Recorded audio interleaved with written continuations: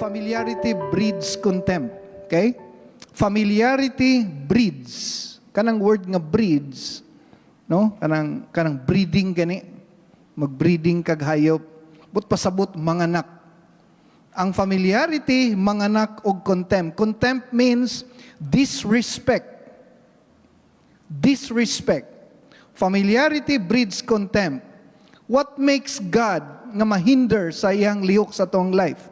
Ang familiarity gikan sa word family. Okay? Family, familiarity. Nganong gitawag siya familiarity?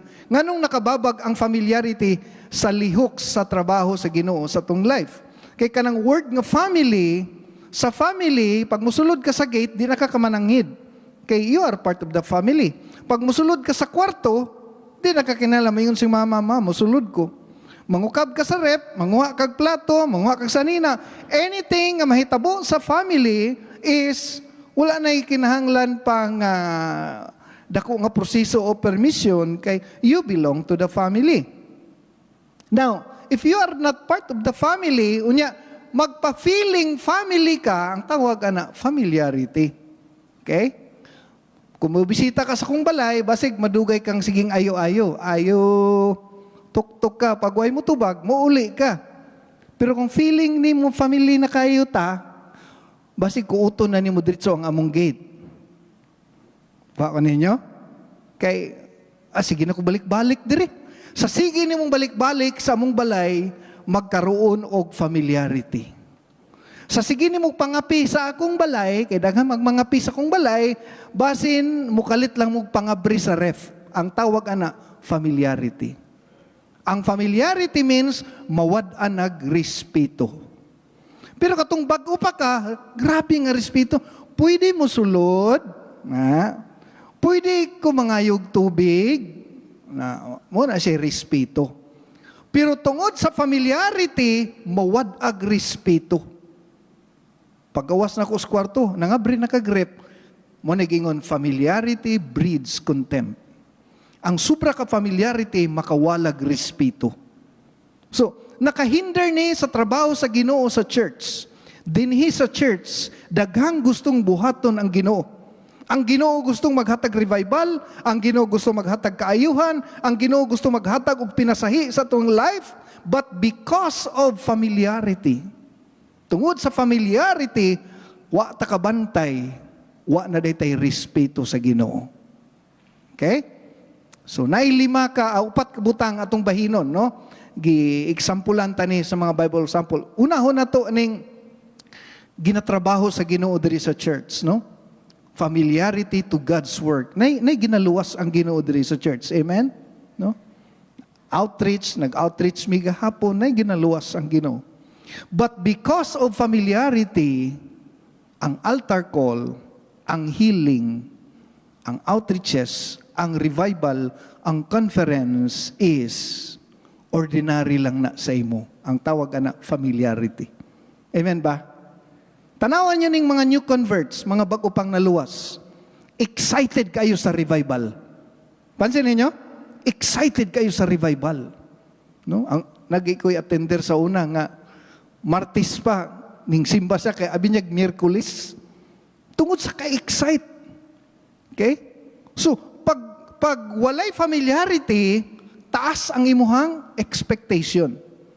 Balik ko na ko, pag naay expectation, naay lihok ang Ginoo. Kaya ang pinaka-highest expression sa faith is expectancy. Expectation. Kay once gi-expect nimo, nag-expect jud ka nga moabot gid sa ugma. Mo na gitawag na to.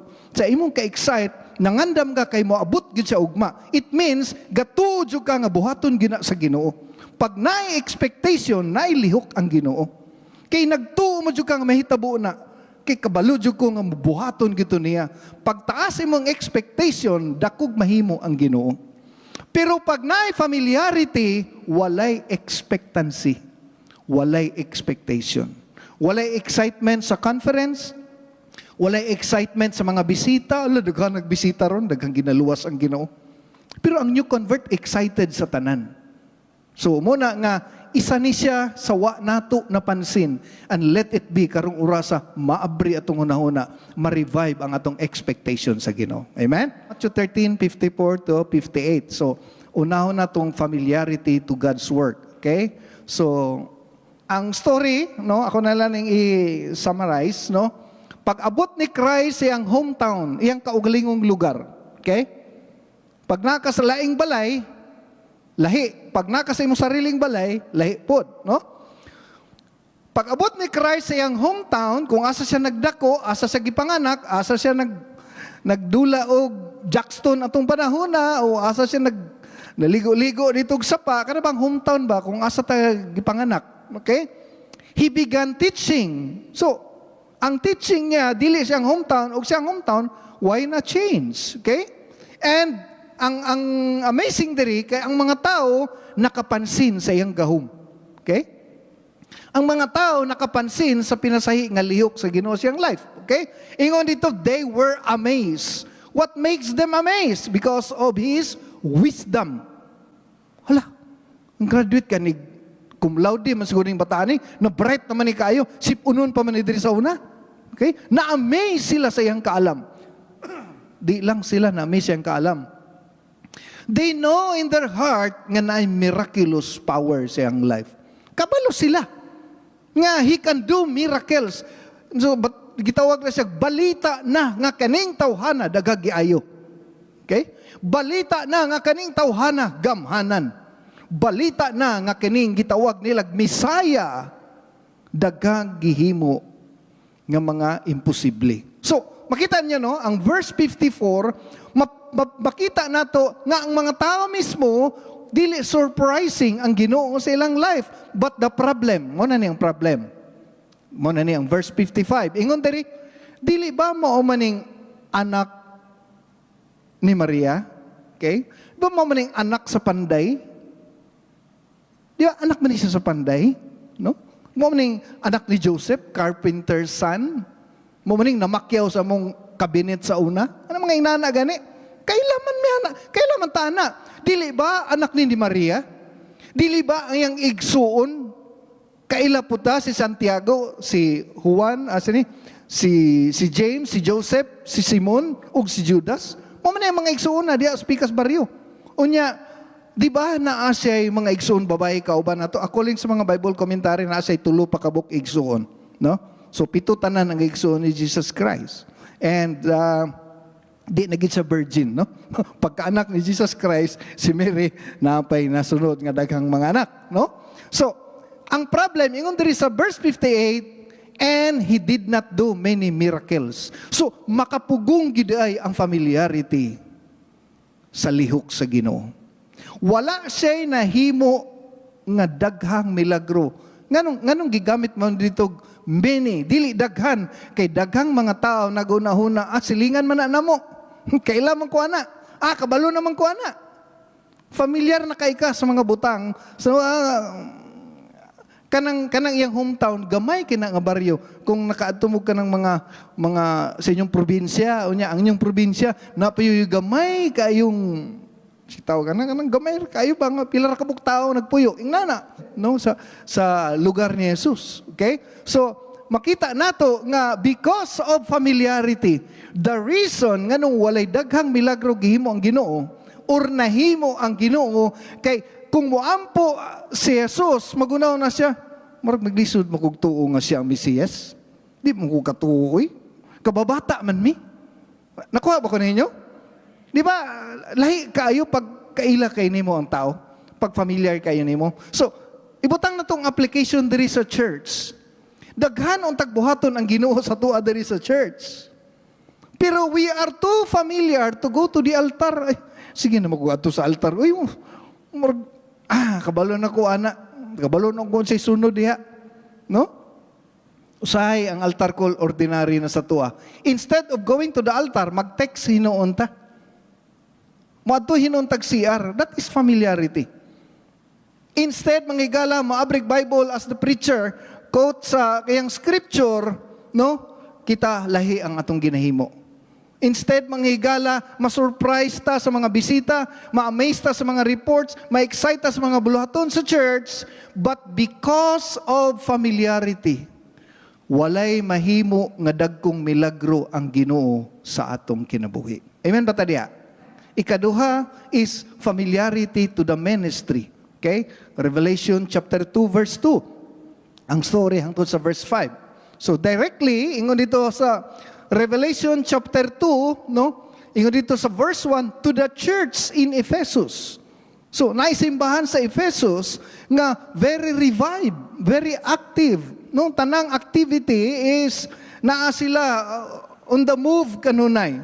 Ingon dito sa verse 2, no? As Christ evaluate sa issue sa church, ingon siya, I know your deeds. But pasabot, active nga church. Ingon siya, your hard work and your perseverance.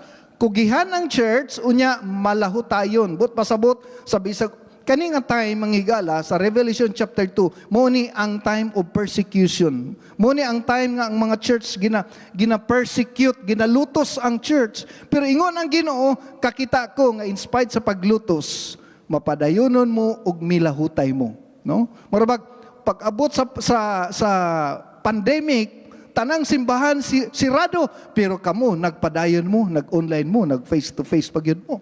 Mapadayonon kayo mo, ug aktibo kayo mo. Ingon ang Ginoo, I know your deeds. Nakita sa Ginoo tanan.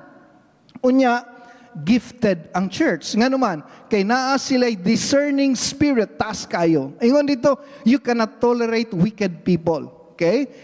Ang na-test ninyo nga nagpa-claim nga apostle pero false di ay. But pasabot, sensitive sa spirito sa Ginoo ang church. Okay?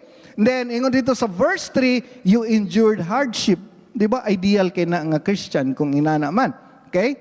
Nya, wa gyud mo gikapoy. Kung baga, ang verse 2 hangtod sa verse 3, ang Ephesus church is an ideal church.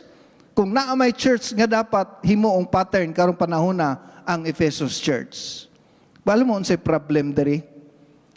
Ang effect, isa sa mga effect sa familiarity is tungod sa ka-familiar wa na kay gugma. Tungod sa familiarity dili na nimo love ang usa ka butang, di ba? Bago pa ang motor, liguan, hugasan, palitan tanan na pag madaan na bisag nagkabulingit na tama na no? Mawala na imong love tungod sa ka-familiar, okay? So, ingon ang Ginoo, you have forsaken the love you had at first. Ang meaning din katong excitement nga naay gugma. Excitement nga naay gugma. Okay? So, ang makita nato diri nga kaning mga tawhana ministers. Naga-ministry sila. Active kayo ang church apan sa ilang familiarity. Naaman sila yung ministry, puro tungod silang familiarity, ingon ang Ginoo, repent. No? Repent. Paghinulsol.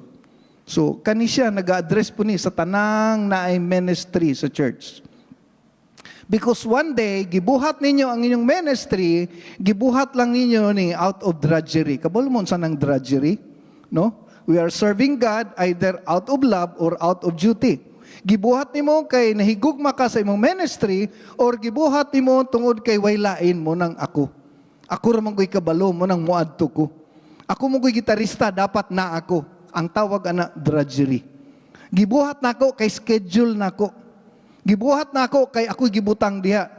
No? Anything nga imong gibuhat nga dili driven by love is not counted. Okay? So, muna ingon ang Ginoo, if you do not repent, in other words, dili gusto ang Ginoo nga mag-ministry ta nga out of drudgery. So mag-ministry ta mga higala, higugmaon gid nato. Kay kung mawala ang gugma, not counted na sa Ginoo. Ikatulo, ang familiarity to worship. Sa Malakay chapter 1, no? Isa sa highlights dito, ingon ang Ginoo sa verse 13 nun, nanggawa silang baba nga nag-ingon ang mga worshiper, what a burden. Okay? Malakay 1:13, sa diyang mag-offer sila ditong sacrifices, ang naa sa ilang baba, kapuya uy. No? So, kanagaling magsimba ta. Kapuya, uy. Sigilag tindog. Kapuya, uy. Dugay kay mahuman. Kapuya, uy. Balik-balik ang kanta. Kapuya, uy. Ingon nga, what a burden. Okay? So, tungod kay gikapoy sila sa ilang gibuhat, nahimong ritual, ang effect, na dito sa verse 8. Ingon ang Ginoo sa verse 6, where is the respect due to me? Asa man ang respeto para sa kuha? Pag ang tao mawad ag respeto, ang iyang ihatag is substandard. Low quality. Balikon ako. Pag mawadaan kag respeto sa tao, pag mawadaan kag respeto sa usa ka butang, ang imong ihatag is substandard. Okay? Ingon dito sa verse 8, when you offer blind animals for sacrifice. So, substandard na. Ang standard, dapat dili buta. Ang ilang gihatag, buta. Okay? When you sacrifice, no, piang o masakiton nga hayop. Nya, naghatag comparison ng Ginoo. Kung ihatag di mo na sa gobernador, tanawa daw, dawaton ba na? Kung dili gani dawaton sa gobernador, ako pa kaha. Inyo ganing gobernador, di mo dawat sa piang nga halad, ako pa kaha. So ingon ang Ginoo, sirad-i ang simbahan. So, isa di ay sa mga babag sa pagpamuhat sa Ginoo sa tong life, no? Kung musimba ta sa Ginoo nga substandard. Nganong nahimong substandard? Because of familiarity. Lahi ba yan ng mukanta ka sa Ginoo nga kanang kanang i-change ginato itong heart? Kanang, pwede ba ang kuno na to, ako most of the time, almost every day, magsigi ko hangyo sa Ginoo, Lord, nga nung ingnanay man ko. Usay gani, mag-inventory pod gani ta. Usay biya, kabalo biya tang hambugiro ta. Ambot lang sa inyo ha, ako kabantay ko nga nang hambog na ko. Mayong ko, Lord, na hambugiro lagi ko ron. Dili kita magsigig dipinsa gani, sige na to protect atong self. Yung usay ka nang ma-feel gina ko nga, kapuya iampo, uy. Mana ko, Lord, nga nung di mo ko ganahan mampo. Tabangi ko, Lord, be. No? Usahay ba? Kanang, matod pa, dawat-dawat po usahay pag night time, no? Pag night time, dawat-dawat po, bahala ginagmay. Okay? Usahay, madalo na ta. Kanila sa kong ihatag, uy, dagang kikog bayro nun. Mag-kwan din ta, mag-self-inventory din ta. Sa una, dagko mo kugatag. Grabe mo kung manghatag sa una. Okay? So, isa sa reason nganong ingon ang Ginoo, ang inyong worship is useless. Isa sa reason nganong dili ka pamuhat ang Ginoo sa atong life because of our familiarity. Okay? So, let it be nga ma-change sa atong heart karon. Lastly, ang familiarity to headship, no? Natay duha ka Bible example diri. Ang una, 2 Samuel chapter 6 verse 1, ang ikaduha, Numbers chapter 12. So unahon na to ning kaso ni Michal. Si Michal anak ni Saul. Siya tong reward, no? Pag ingon ni Saul, no, kung kinsay makapildi kang Gulayat, no, tulo ang akong reward, no? Una niyang reward, ipaasawa niya ang iyang anak mo na si Michal. Reward na siya sa pagpatay ni David kang Gulayat, si Michal. Ikaduha is free from tax, dayon ikatulo kwarta. Nay salapi bulawan sa tong saad ni Saul. So kay si napildi man gid ni David, so si Michal na asawa ni David. Okay? Now, remember nga si David hari, amahan ug naa sa posisyon. Si David naa sa trono sa iyang gingharian as God appointed, no? Kung basahon nimo ang verse 21, ang Ginoo nagbutang siya siyang posisyon. Apan unsay nahitabo? During sa war, sa diyang nakadaog ang mga Israelita sa mga Philistines, no? During sa pagpakig-away, si David na puno sa kalipay to the point nga gihubo niya yung sanina, no? Siyempre, nara po'y tabon sa ubos, pero half naked man ang gingon sa Bible. So, naapil sa sayaw-sayaw, naapil sa ambak-ambak, no? Then, i-remind ta mo ha, na yung mga church nga magsayaw-sayaw sa simbahan, nga wala na to nag-practice. Basin gamiton po nato ning verse, no? You can dance what you want for the Lord, pero outside the temple, no? Dili inside the temple. So, sa gawas ni sa templo, naghudyaka si David. Sa iyang paghudyaka, no? Sa iyang paglipay-lipay, Ingon dito sa verse 20, when David returned home. So na siya sulod siyang balay. Ganina, when Jesus came to his hometown, lahi ito pag naanak kasi yung kaugalingong lugar. Pag uli ni David siyang balay, paminawa ang baba ni Michal, walay respeto. Okay? Ingon si Michal, no? How the king of Israel, verse 20, distinguished himself today, going around half naked in full view of the slave girls of his servants and any vulgar fellow would. Gibasa ko ni sa Bisaya nga Bible, no? Nagsayaw-sayaw si David nga walay sanina, kumbaga nagpahambog siyang muscle, no? Unya murag buang-buang. Morning word ni Michal. Simple kayo, no? Pero sa spiritual sense, in the eyes of the Lord, lahi kumbaga, lahi ang paglantaw sa Ginoo sa headship o sa asawa. Okay? So, ang word ni Michal is, mura siya actually, ingon dito sa verse 16, no? She despised him in her heart. Kanang word nga despise, kanang disrespect. Wa siya nalipay. Nasuko siya. O sa iyang kasuko, iyang gibugal-bugalan si David. O sa iyang pagbugal-bugal, niabot sa punto nga kanang gitawag na tunag pre-judging gani, gi-judge na niya daan, nagpakitang tao ka lang. Okay? Sabtan ninyo sa Bisaya nga Bible, nagpakitang tao ka lang.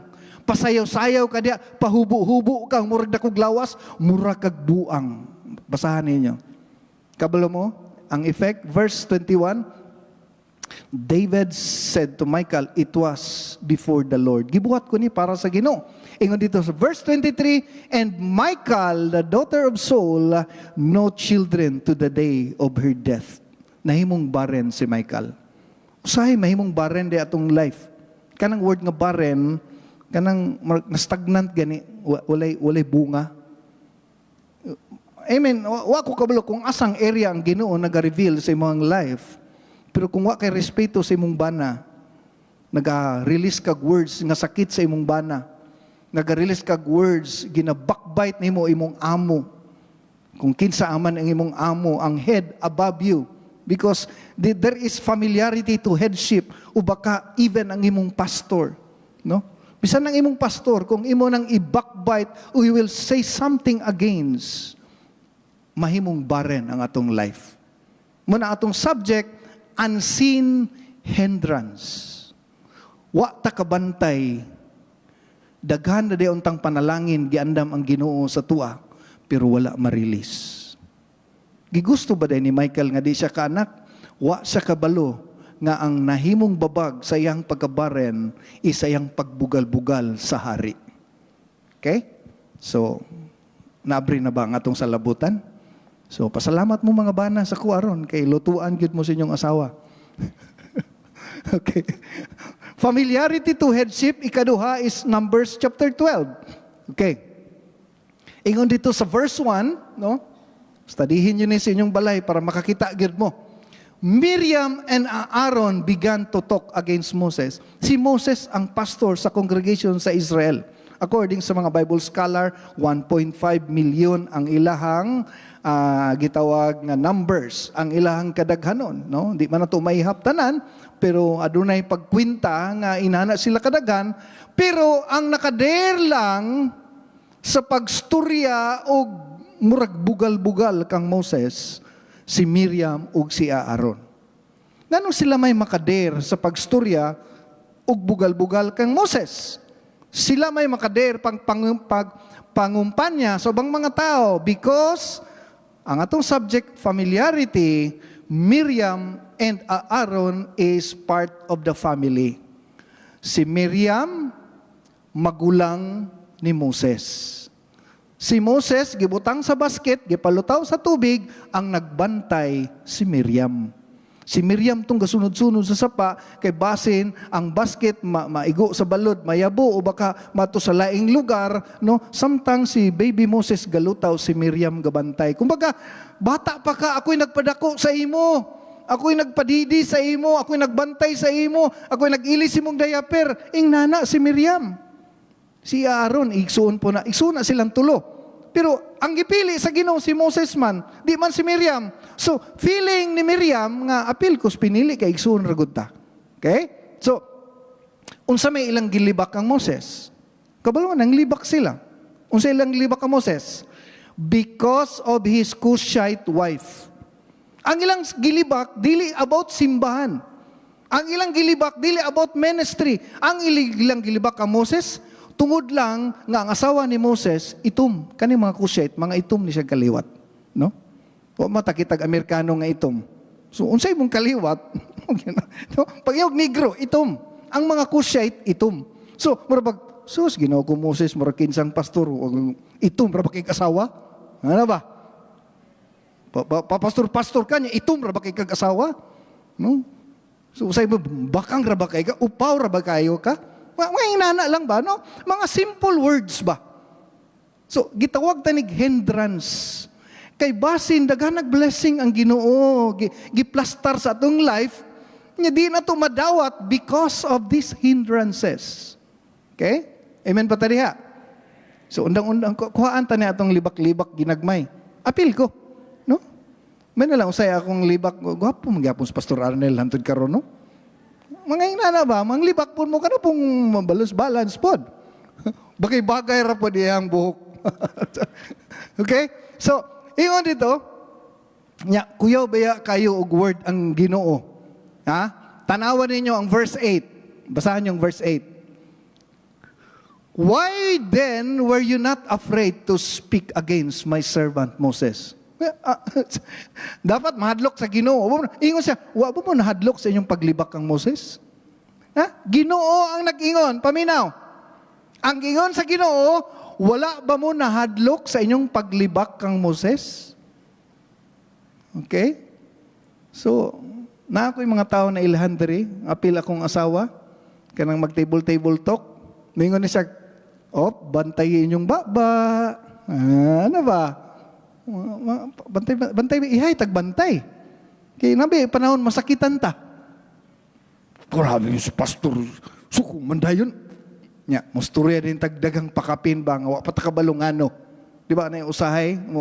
Wa patakabalo, mo interpret na ta, paspas kaya itong utok. Oops, bantay imong baba, no? Ayaw pamalikas. Bantay imong baba. Okay? So, hanggang dito sa verse 9, and the anger of the Lord burned against them. Perting sukuha sa Ginoo kang Aaron o kang Miriam. Unsa may kasuko sa Ginoo, isgutan lang gina mo yung asawa, masuko gyud ka. Para gisgutan lang ang asawa, masuko gyud ka. Kung imong follow ang tibok story, gisangla si Miriam this time. Unya, nagpakiluoy sila kang Moses. Moses, maluoy ka. Basahan yung story, gwapo kayo. Tungod lang to sa pagpanglibak. Unya, panghangyo lang kang Moses, maluoy ka. Ang question, dapat sa Ginoo sila manghangyo. Nganong kang Moses sila nanghangyo? Kay kabalo sila nga God has a high respect to His servant Moses. Ingon si Moses, Ginoo kaluoy in taon ang akong magulang. Giayo. Si Moses ang nanghangyo para kay Miriam. Okay? So, makita na to nga God has a high respect to His chosen servant. So, sultian ta mo, daghang kayog buhiding buhaton ng Ginoo sa tong life. So, muna manghigala, nagisgot ta karon og mga hidden hindrances. Basin mo ni nakahinder pod sa tuwa. Palakpakan na to itong buhi nga Diyos.